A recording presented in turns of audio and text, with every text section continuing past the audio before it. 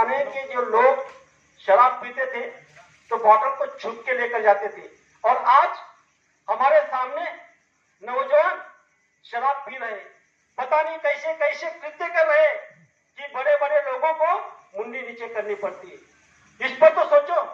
और बाकी का तो पाप तो आप आपके आंखों के सामने देख रहे हो। तो ये किसका परिणाम है? ये परिणाम है खान पान का।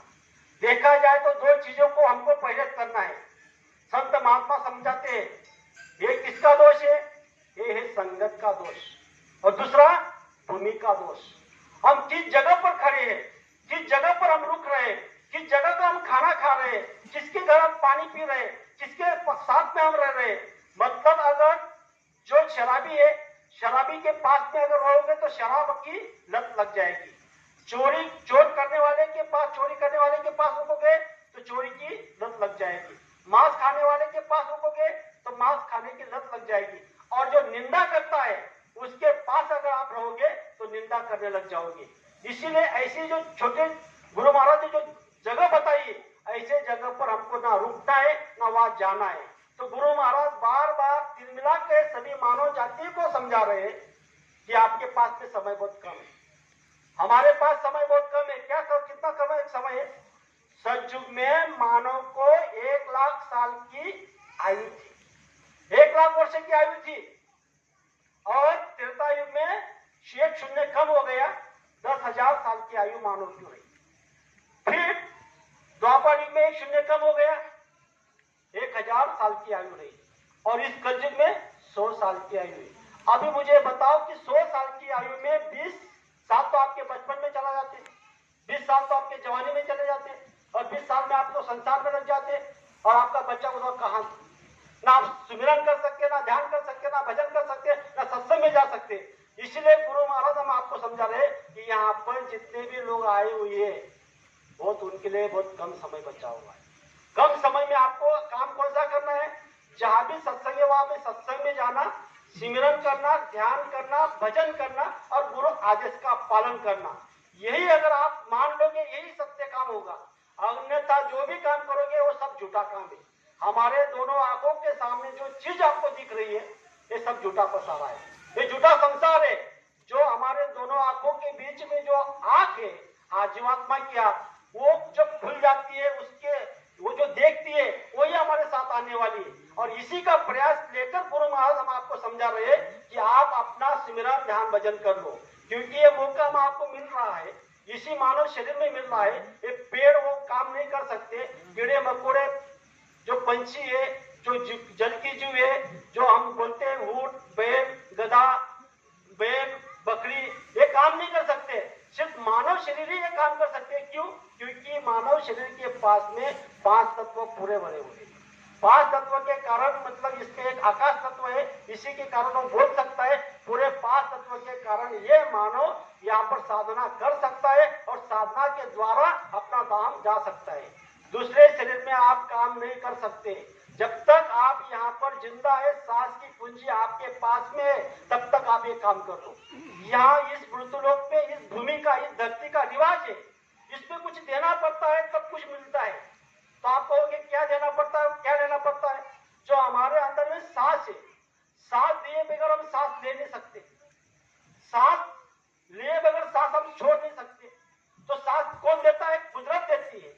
और कौन कहां से वापस होती है? हमारे शरीर में पूरा काम करके वापस होती है। वही बात जल का है, जब हम जल पीते हैं वही जल हमारा नीचे वापस जाता है। जब हम खाना खाते हैं वही हमको वापस देना पड़ता है।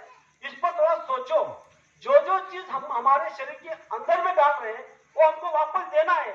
यही तो तत्व है, जल, पृथ्वी, अग्नि, वायु, आकाश। यही तो तत्व की वजह से हमारा जो शरीर चलता है, तो हमको कुछ देना पड़ता है। तो आज हम सभी लोग काश्तकार हैं। हम खेती में जब एक दाना बोते हैं, ज्वार का, दादर का, गेहूं का, और किसी का समझ लो, जब हमने जमीन में एक दाना बो दिया तो हमको वो जमीन कितने दाने देती है?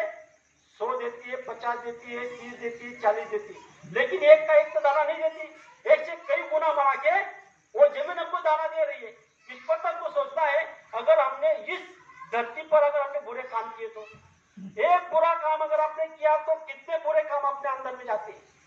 अगर एक सही काम किया तो कितने सही काम अपने अंदर में आते हैं। अगर आपने कह दिया कि आज से मैं झूठ नहीं बोलूंगा,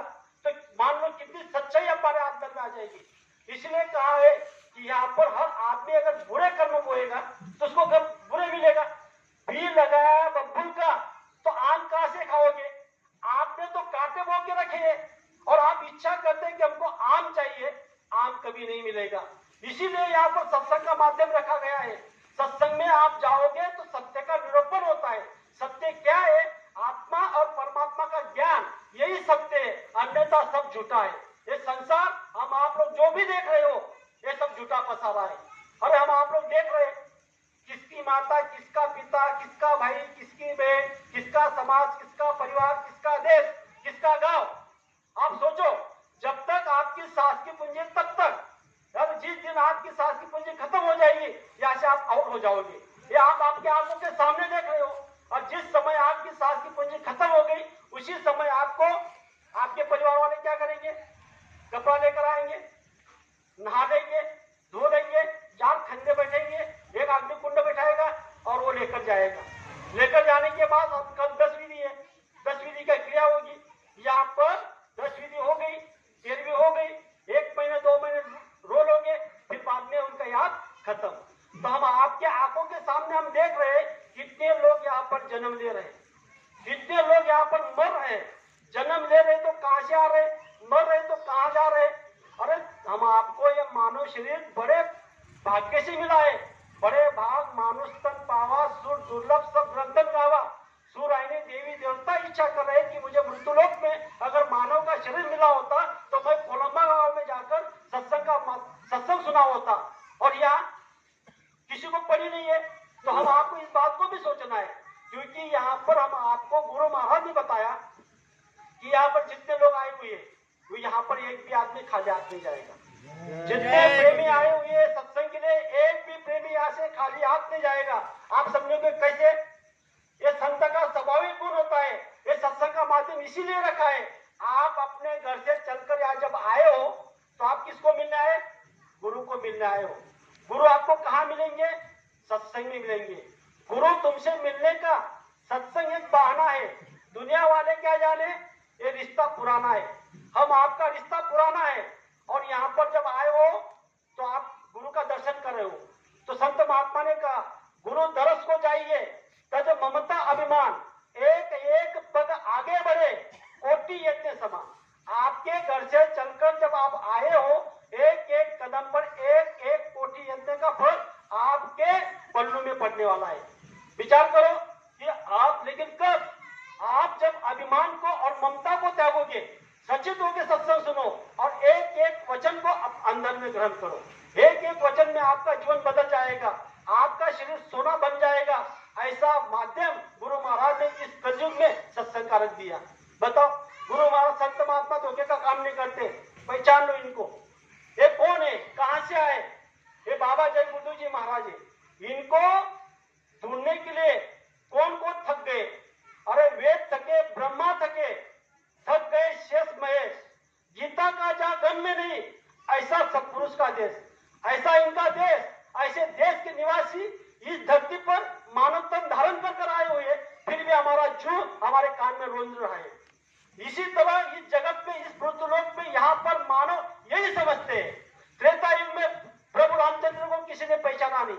क्यों पहचाना नहीं? क्योंकि उस समय में राजा दशरथ मर रहा है और राम वनवास में जा रहा है। जब वो वनवास में जा रहे, उसके साथ में उसका भाई लक्ष्मण भी जा रहा है। उसकी पत्नी नई नई शादी करके रात में आए, सुबह में वो वनवास में जा रहे हैं। और मुझे ये बताओ, कम से कम इतना विचार करो कि उस समय में जो राम भगवान वनवास जा रहा है, उस समय के लोगों ने क्या सोचा? ऐसा कोई भगवान होता है? अरे जिसका पिता मर रहा है और भगवान वनवास में जा रहा है, और इसके पिता को जो जिंदा नहीं कर सकता, जिसकी रक्षा नहीं कर सकता, तो हमारी क्या करेगा? ठीक है, उनको श्रावण बाण के पिता का श्राप लग गया था, इसीलिए उनको श्राप लग गया। लेकिन आगे क्या हुआ? जैसे राम लक्ष्मण सीता आगे जा रही है, ऐसा प्रसंग हुआ, सीता को उठाकर रावण लेकर गया।